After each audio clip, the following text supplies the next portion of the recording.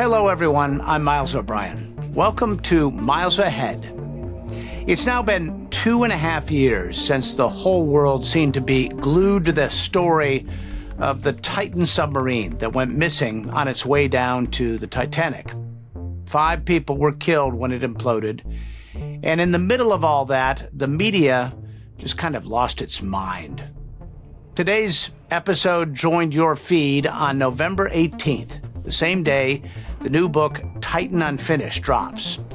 And I'm talking to the guy who wrote it, Guillermo Sohnlein, an old friend of mine. He co-founded OceanGate, the company that built Titan, with Stockton Rush, years before any of the Titanic dives. And when the implosion happened, even though he wasn't involved anymore, he got sucked right back into the story. We get into how he and Stockton got started, why Guillermo eventually stepped away, what he makes of the tragedy, the media chaos that followed, and the U.S. Coast Guard's pretty brutal report on what went wrong. It's a candid conversation about a candid book, not about blame, but about ambition, risk, innovation, and how messy it gets when something goes catastrophically wrong. Let's get into it. Guillermo, it's always a pleasure to see you. Thank you for your time. Yeah, likewise. Let's talk about your life before OceanGate. Give folks a little bit of your background and what led you to that project. Yeah, I guess technically, education-wise, I studied economics and went to law school, then went into the Marine Corps. But then as I got out of the Marine Corps, I started a tech company in Silicon Valley, and that launched me into essentially a 25-year career of launching over a dozen startups, both for-profit and nonprofit, in a variety of different fields. But as you know, since we met 20 years ago with our shared passion for space, my desire has always been to focus on space. So quite a few of those startups were focused on different aspects of the space community, specifically kind of finding myself at the intersection of space entrepreneurs and space investors.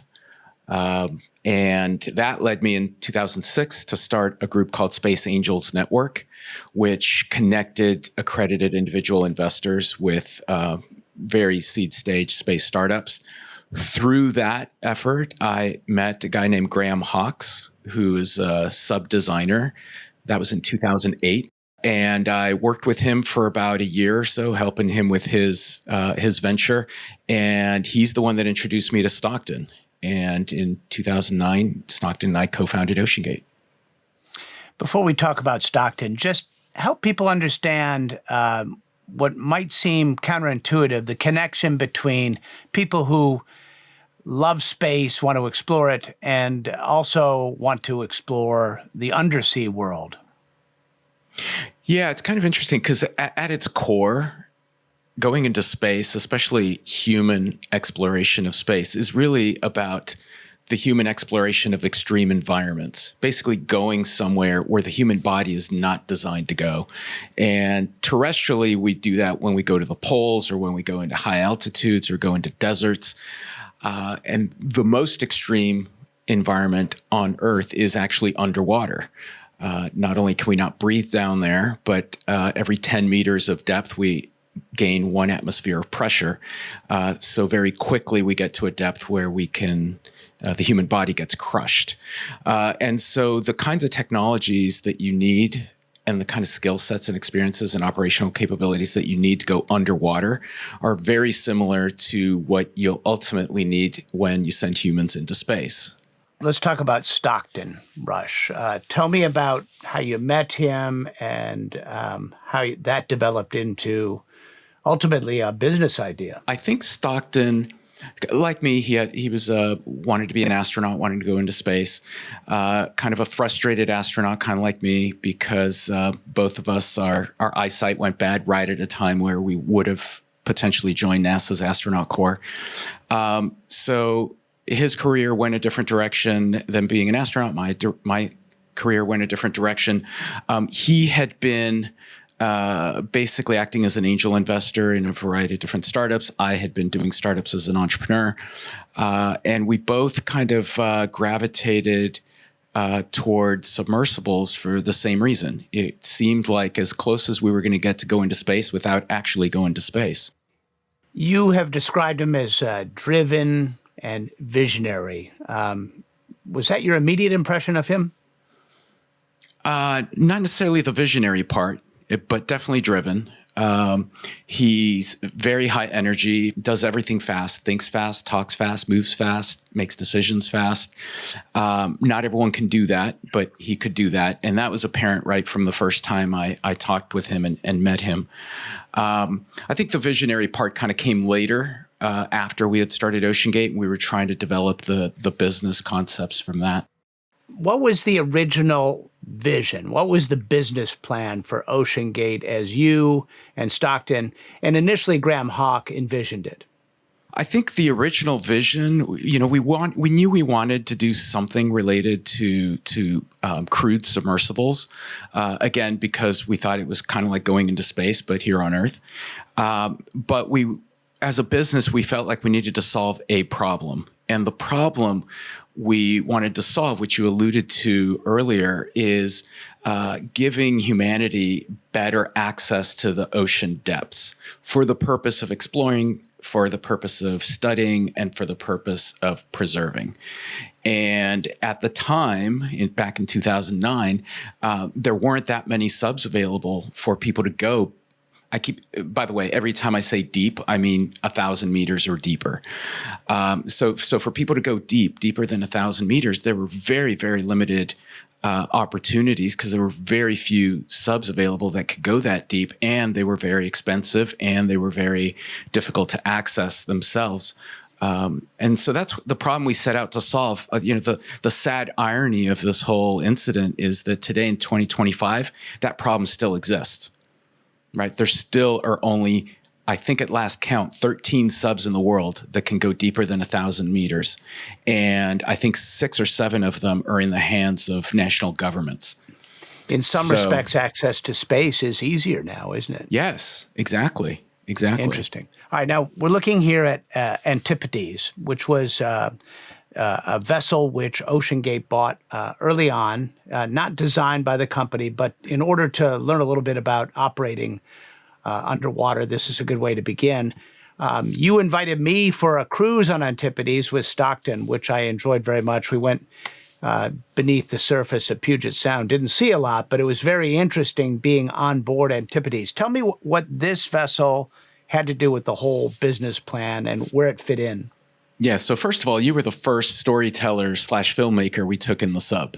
So that was kind of, you are a guinea pig for that. And I still to this day, by the way, I don't know if you remember this part of your dive, but I still remember to this day, we kind of went down, I think 50 feet, sat down on the bottom. We found a nice spot where you could have a nice background through that front dome right in front of you there. And we sat down, we had the lights set up, and you were going to do a short interview in the front dome with somebody. I can't remember. Maybe it was with Stockton. And as you were getting set up, you asked if we could turn off whatever was making that noise in the background, that humming noise in the background. And I think I was piloting that day, and I said, yeah, sure, but I can only do it for like 5 minutes. Then I got to turn it back on. And you said, okay. So we went ahead and did it. And so I turned it off. It got quiet. You did the shoot. After 5 minutes, we had to, we could turn it back on. And afterwards is when I told you that was the CO2 scrubber, right? So that was actually what was keeping us alive. So while you were doing the interview, I was watching the CO2 levels rise inside the sub. Wow. And finally, when they got to a certain point, I said, okay, I got to stop it there, because after that, it was going to be tough to recover the CO2 level.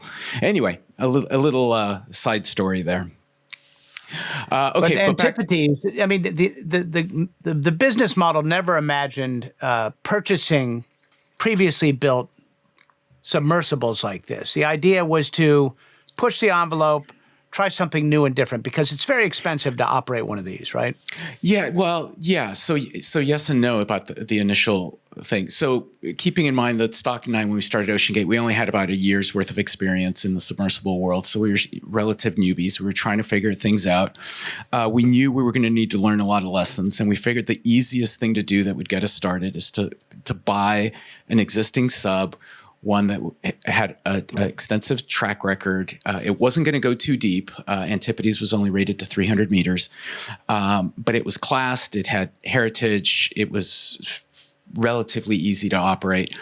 And so we bought it to get some experience with it. Now, at the time, our model our vision was to create a fleet of 4 or 5 deep diving subs pre-positioned around the world that could be taken anywhere by anyone who wanted to charter it, whether it was a scientist, an explorer, a filmmaker, whoever. And if we could do that buying used subs, great. As it turns out, later we found that we couldn't do it buying used subs. The next fallback was to buy new subs and have them custom built for us. But that ended up not working out because they were going to be too expensive and too heavy. But at the beginning, we certainly did not anticipate having to build our own subs. So our requirements were 5 people. It had to go to a depth. Initially, our requirement was that it had to go to a depth of 6,000 meters. It needed to be light enough to be transportable in a standard container, and it had to have the dimensions that would fit in a standard 40-foot shipping container. Again, to make it as transportable as possible so that they wouldn't have to be set up with a dedicated mothership. So anyway, when we realized we weren't going to be able to buy those kinds of subs because the ones that everyone could build at the time were too heavy, we realized we were going to have to build our own subs. So we started kind of coming up with new designs. And about that time is when Stockton went back to talking with Graham Hawkes, who had designed a carbon fiber sub that could go full ocean depth, 11,000 meters, about carbon fiber. And could we use carbon fiber specifically as a cylinder to do these subs and meet our requirements? It looked like we were going to be able to do it. Tell us a little bit about your departure from OceanGate, why that happened, and did you depart with concerns and misgivings? I'll tell you the only concerns and misgivings were the fact that when we started OceanGate, I thought that was going to be the last job I ever had. And so leaving for me was a very hard decision. And I wasn't sure exactly what I was going to do next. But no, it was my departure was part of kind of a succession plan that Stockton and I came up with. Once we realized we were going to have to build our own subs, it didn't make sense for me to be CEO anymore. I'm not an engineer by background. I wasn't going to know what to do on the engineering, on the R&D or the manufacturing of anything. I was more of an operator. I could do the expeditions and I could oversee the company while it was an operating company, but not while it was building or doing R&D. And that just flowed more naturally into Stockton's wheelhouse because as an engineer, that was his strength. You have to have asked yourself the question, if you had not left, would things have turned out differently? Yeah, and I know you and I have talked about this already. That is part of my survivor's guilt that I've been dealing with over the last couple of years. And I think it was also part of why I felt compelled to write the memoir that I did, because as I was reading some of the investigators' findings about what OceanGate did and didn't do and what Stockton did and didn't do in the years after I left, I realized, wow, I never would have allowed that to happen, or I never would have done that. Stockton and I would have had words about that. And I'd like to think that, and this is probably my own ego, but I'd like to think that Stockton respected me enough as a co-founder that he would have listened to me, and on some things he would have deferred to me, and maybe think maybe things could have turned out differently. I shared that with another person who knew both me and Stockton, and they told me not to feel survivor's guilt because they said, look, Stockton was going to do what he was going to do, and you weren't going to get in his way. So, well, I don't know. Knowing you and briefly knowing him, I'm convinced you would have tried but failed in the case of Stockton, too. Yeah. He was determined. Yeah. One way or another, you guys were going to have a parting down the road, I think. What was your reaction when you first learned that OceanGate was going to stage expeditions to Titanic? Yeah, so one thing to keep in mind is even though I left in 2013, Stockton and I kept in touch throughout the years. We would talk not regularly, but often enough that I was fairly aware of, in general, broad strokes, what was going on with the company. So when we decided to go to Titanic, it was not so much a business decision. It was an R&D decision, right? this is a deep diving sub. It was designed to go 4,000 meters.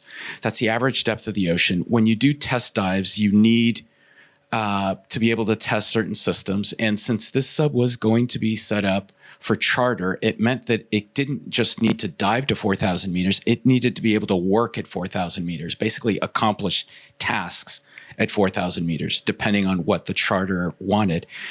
And so we needed a target. We needed somewhere to go during the test process where we could practice working with the sub, doing things somewhere. And as you pointed out at the beginning, we don't know a lot about the world's oceans, especially at 4,000 meters. So it's very tough to find targets that exist and where they are and you can hit them every single time during your test dives. It just happens that one of them is Titanic. It's at 3,800 meters. And so the primary driver initially was, hey, that's a great place for us to practice with the sub and test all the systems. It just also happened later to realize that enough people wanted to go there that they'd be willing to pay to go there, and that would help subsidize the test phase of this. But I've heard a lot of media kind of characterize Stockton as being obsessed with Titanic, and at least in all my conversations with him, he didn't like Titanic. He hated Titanic because for him it was a tourist attraction. And that's not why he got into space. That's not why he got into subs. He was an explorer. He wanted to go explore places. And so for him, if there was a sense of urgency about getting the sub to Titanic, it was because Titanic was standing between him and taking that sub out to go explore other unknown places on the planet. All right. So where were you when you heard about the implosion? Or, of course, at that time you didn't know it was an implosion, but you knew there was trouble. Yeah, I was actually in Vienna, Austria. I was speaking at a conference for technology innovators and technology entrepreneurs, and my girlfriend sent me a WhatsApp message with a link to a story that basically said something like research submersible at Titanic, communication lost with tourist submersible at the Titanic. And even though Titan was not a tourist submersible, I knew it was the only sub at Titanic. You must have known a lot more than was out there in the public. Did you have this sense? I remember very distinctly when I was at CNN covering the loss of Columbia, and suddenly there was no telemetry and there was no radar tracking. I knew immediately that the crew was lost, and I couldn't necessarily share that information right away with the CNN audience. Sort of had to lead them down the road. Did you know in your gut that they were all instantly lost in that moment? Yeah, and it's funny that you bring up Columbia because I distinctly remember Columbia. Same thing. I was watching the coverage, and people saying, "Well, they're looking for it. Maybe they just lost contact with it, and they're looking for it." And I said, "No, that thing's coming down like a rock. Like it's not like it's gonna do circles around the landing site and suddenly appear and come down." So instantly, I knew that was gone. Same thing as you pointed out. Same thing with Titan. And I think for me, it was just knowing the lost comms protocol, it's rare to lose the tracking beacon and the communications at the same time. So when they lost comms and they didn't know where it was, in my mind, that meant it imploded, because that was the only explanation. I have one cover headline on the Scottish Daily Mail: UK billionaire trapped inside Titanic tourist submarine with air running out. Just one small example of the craziness that ensued. And in your book, you talk quite a bit about this. How do you explain the sort of coverage that came out of this? It kind of is a perfect storm of what was happening with media, social media, and really the inequalities in our society between the rich and the rest of us. Walk us through your thoughts on that. Yeah, I don't know. I kind of look at it as, in my mind, I visualize it as two things: a substance and process, maybe. Like on the substance side, I think this was kind of a convergence of three topics that generally capture people's attention, right? One is technology innovation and, mavericks that are just out there trying to think outside the box, the Elon Musks, the Mark Zuckerbergs, whatever. Right. Then you've got the convergence of, as you said, the wealthy, the uber wealthy, the 0.1%, and how do they spend their money in their lives? And then the third layer on there, I think, is exploration. Anytime humans are going somewhere different and dangerous, that kind of captures people's attention. So I think those are kind of topic-wise. I think process-wise, from a media standpoint, one is I think there's just a natural propensity for humans to focus on negative stories or dangerous stories. It's rare for a feel-good, positive story to get as much attention as a negative story. I think that's just the way our human brains are wired. So that's just a natural consequence of that. On top of that, you've got the transition over the last few decades of mass media toward very for-profit models, and I don't fault them for that. I mean, that's just the reality, is that all these outlets have to, they have to make money. And a lot of that is driven by catering to a specific audience, and so knowing what your audience wants to hear and tailoring the content for them. And then the third leg of this is the one that's most recent, and I think it's the one that just hits everything, is the rise of social media over the last 5-10 years. And I think I've said this a lot over the last 2 years of dealing with journalists on this incident, that every journalist I interacted with was professional. They were respectful. They were just trying to do their jobs as well as possible. But they were trying to adhere to their standards of journalistic integrity, as much as possible. The challenge for them is they were competing with these social media folks who have no such guardrails, no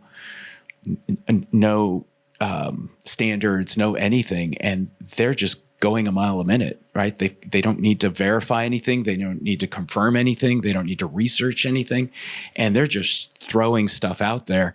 And I felt sorry for the journalists I was talking with, that they were trying to keep up with that or compete with that.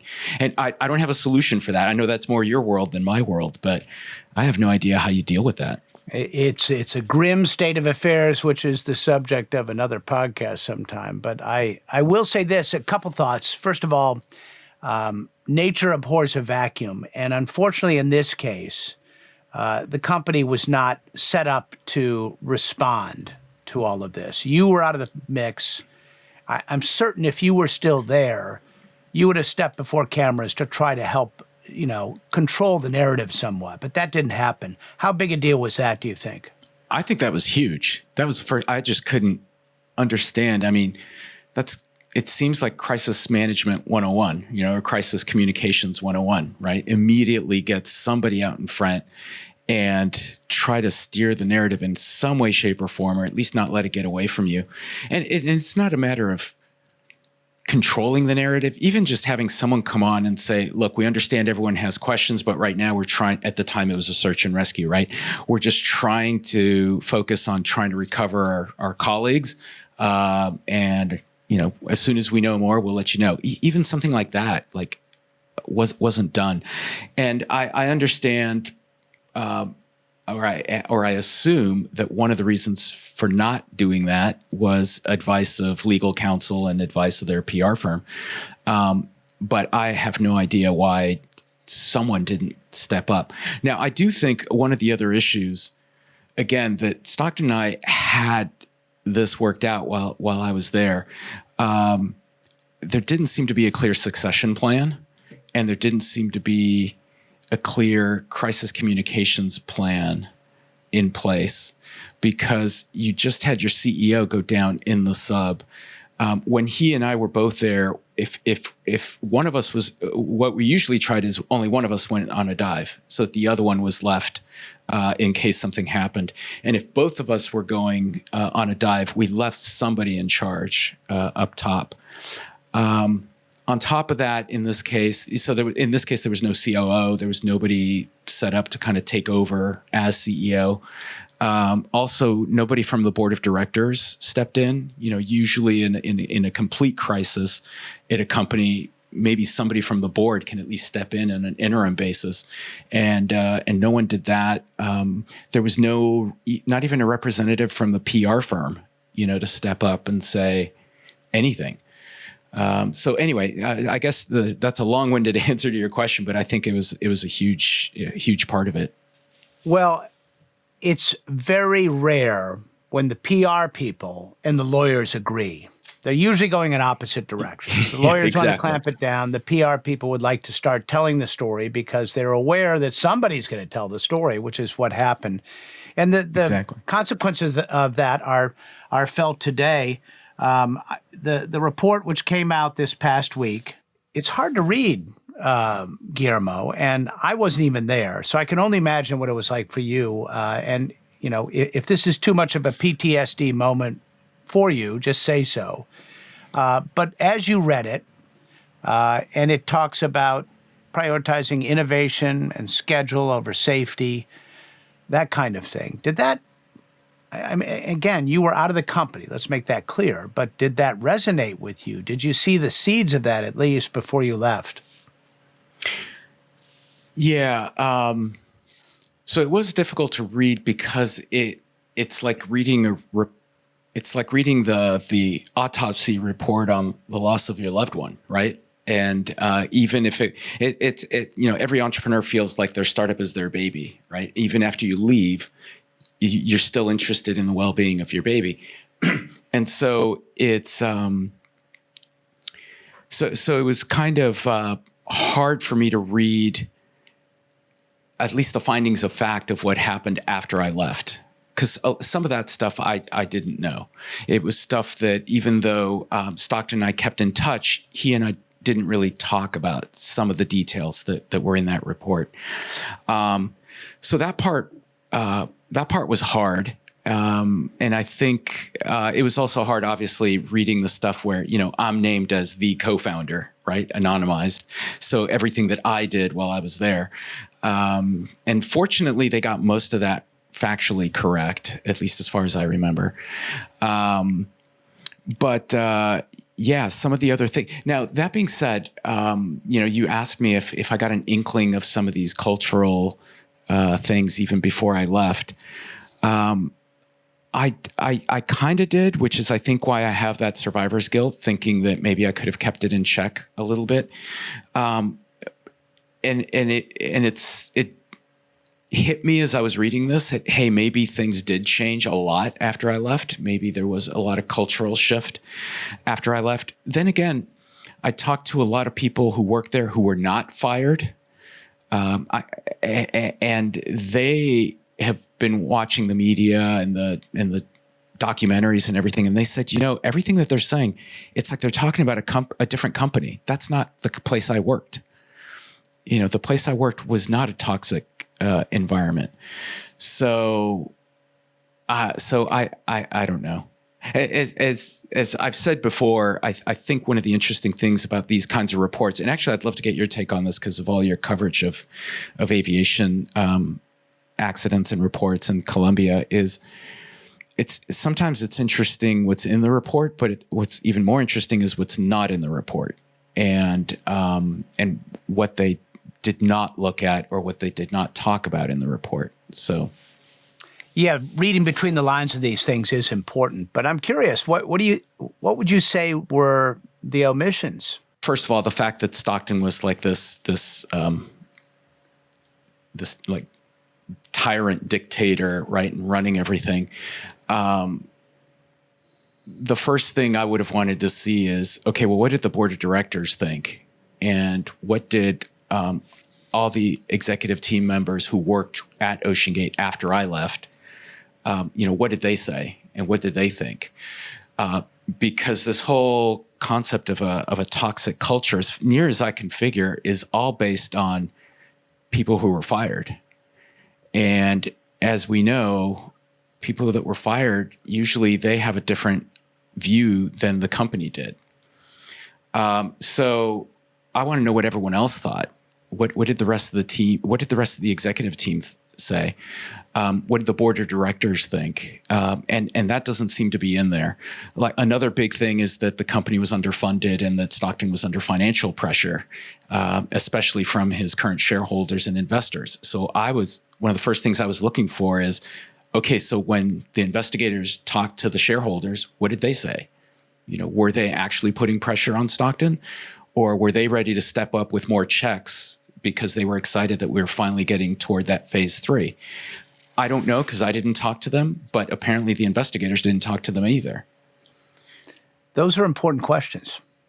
Yeah, and it goes on and on like that. Like there's the big thing was always carbon fiber, right? You can't use carbon fiber for deep submersibles. So one of the first sections I did read was the section where they talked about carbon fiber, and specifically what I was looking for is if they mentioned this company called Composite Energy Technologies out of Rhode Island, and they did not mention it. And that company has been building deep diving cylindrical carbon fiber pressure hulls for the last 5+ years, and they've been doing hundreds of dives deeper than Titan went. Now, those are uncrewed, right? So they're autonomous, robotic, but the engineering's the same, and at least from a material sciences standpoint. And I spoke with that team, and they specifically said anybody who's gone on camera and talked to the media and said flat out the carbon fiber is not a good material are just showing that they know nothing about carbon fiber, because we have data to show that carbon fiber is an amazing material for use for deep subs. So the fact that that's not included anywhere in the report, and it doesn't look like the investigators talked to them, and that's the only thing engineering-wise that I know, because of talking with these other folks. So I don't know. There's just a lot of pieces that I think are missing, and we may never know the answers to, because this is by far the most comprehensive investigation we're going to get. It's not like anyone's going to do any more detailed analysis after this. Well, you have to wonder a little bit about the balance of, pushing the envelope and respecting, the conventional wisdom and the body of knowledge that is out there. If there was an FAA, the Wright brothers probably wouldn't have never gotten permission to do their first flight, right? Exactly. That's what people frequently use as kind of the flip example. But the point is well taken. If you're going to innovate, in some ways you have to ignore the rule book. But there's a balance there somewhere. And, I know that you might have been a little bit of a counterweight to some of Stockton Rush's inclination maybe to push too far. And do you think, after you left, was he just unchecked in that desire to do this quickly and achieve his goal, perhaps maybe a little too quickly? Potentially. It's one of these things. I think an innovator, like I always think of, you mentioned the Wright brothers. I always think of Thomas Edison, right? When he knows that he wants to solve this problem of electric light bulbs, and he knows he's got it in his head. He knows he can solve it. So he's got a sense of urgency to try solving it because he knows he can get it out the door. And anybody who gets in his way or tells him that it can't be done, it's just a distraction. Like, you need to get it out of the way. And ultimately, whatever the famous statistic is, he failed 800 times and succeeded on the 800th one. I think that holds for a lot of innovators, for Elon, for everyone else. And I think that's what was driving Stockton. It's in his mind. He knew that this was a problem that was worth solving for the sake of humanity. He knew that he was heading in the right direction. He thought that he had it all figured out, and he just wanted to get there as quickly as possible. But you're right. I think there needs to be a counterbalance to that. And I think that's one of I hope my takeaways from this is kind of extracting out from the debate over the details of this report and the details of this incident is let's make sure that this incident, let's assume that Stockton did it wrong, did innovation wrong. Let's assume OceanGate did innovation wrong. I just hope that this doesn't stop innovation in the field of ocean exploration or somehow curtail it too much. And specifically, I hope it doesn't take away from carbon fiber being used for, or at least being considered for, deep submersibles. Because at the end of the day, the sub imploded, but that hull did do 13 dives to 3,800 meters. So it can be done. It's just a matter of improving it and learning the lessons and making it work. If somebody came to you with a business plan for some sort of submersible business, would you get back in it? Yeah, in fact, I've been thinking about that myself. Does it make sense? I don't know if for me as the quote unquote OceanGate co-founder, if it makes sense for me to do it. I don't know if I'd be a net positive or a net negative, but at least I would have the experience and the knowledge of what works and what doesn't work and the lessons learned. I think the key for this, which, especially after reading this report, for both submersibles, the ocean exploration part, and also for space exploration, is if you're going to be innovating in the field of human transportation systems, especially when they're going into extreme environments, you do have to make sure that you've got enough runway, enough financial resources, capital, runway, and team to do enough testing for everything. I think in Stockton's mind, he felt that he had done enough testing, and that's why he continued pushing forward. And maybe it's a matter of difference of opinion. If somebody else had looked at the same data, maybe they would have said, no, you need more testing. But he thought that he had enough testing. But regardless, it'd be better if you erred on the side of caution, which is what I probably would have done, is said, look, let's go raise more money and let's spend another 2 years doing more dives and test. But hopefully that's one of the big lessons learned, is that, we don't stop innovating and we don't stop considering these types of new materials, but instead we just make sure that we, do it the quote unquote right way going forward. One of the things in this report, the Coast Guard recommends additional and new regulations. Is that a solution here? It's funny, when I read the recommendations, like almost all the recommendations had to do with regulatory issues, right? Everything that the Coast Guard or others could do. And I agreed with all of them, except for one that I didn't really understand. But I was half laughing to myself because almost all those things are things that Stockton and I tried getting them to do 15 years ago. And I know different members of the sub community have tried to get them to do over the last 15 years.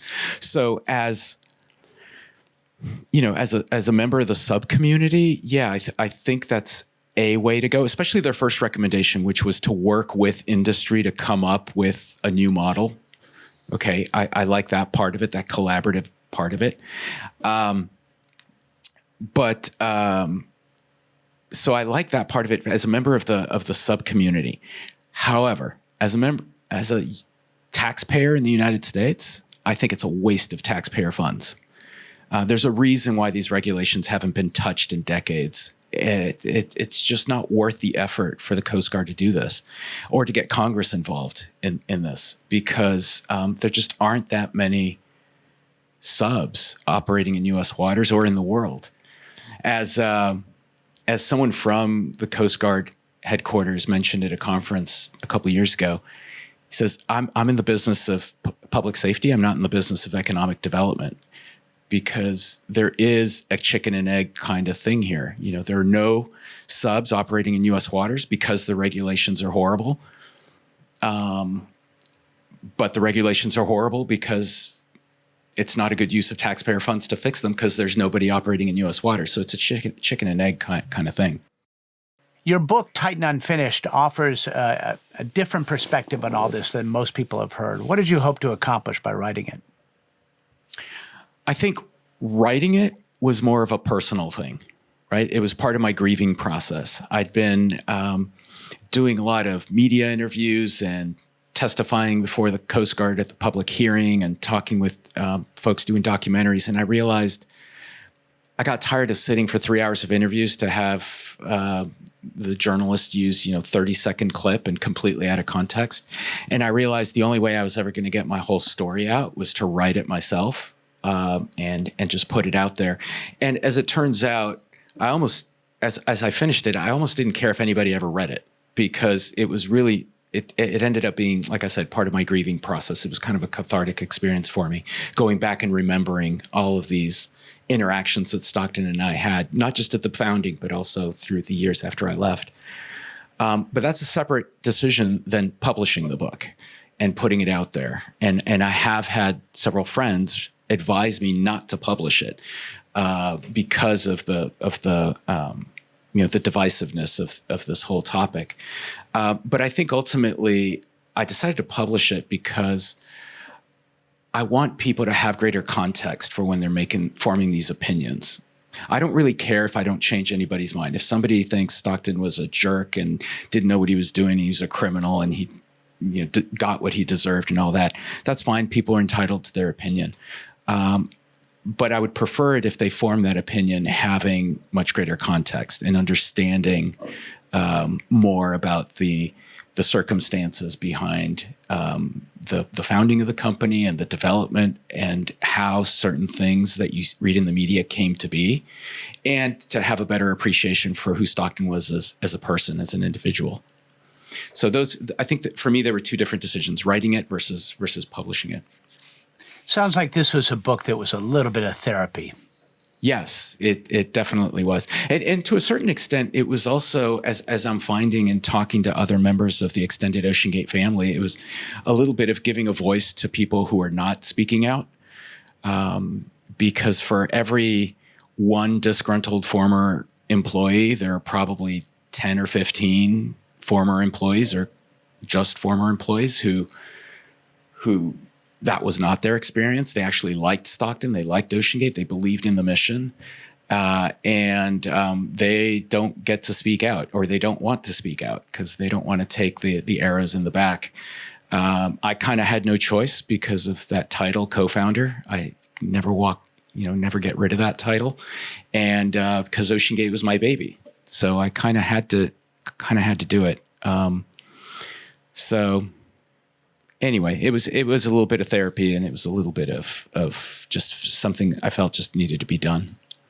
But again, well, I didn't want to profit from the deaths of these 5 people, right? So that was another risk for me in publishing it, that people would think that I'm trying to make money off this, and I'm not. So that's why I'm donating the profits to charity. Well, I had the good fortune to read an advanced copy, and I recommend it to anybody out there listening. And for anyone who's listening, Miles also wrote the foreword to the book, and he did a great job with it.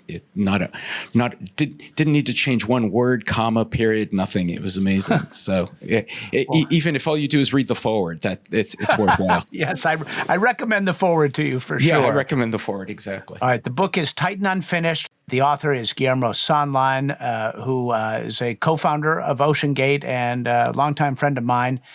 Thank you for sharing your thoughts on this. I know this is not an easy subject. Yeah, thanks, Miles. Appreciate it. Big thanks to Guillermo Sohnlein for joining me. And again, his book, Titan Unfinished, is out today, so check the show notes for a link. You'll also find the foreword I wrote for that book in my Substack feed.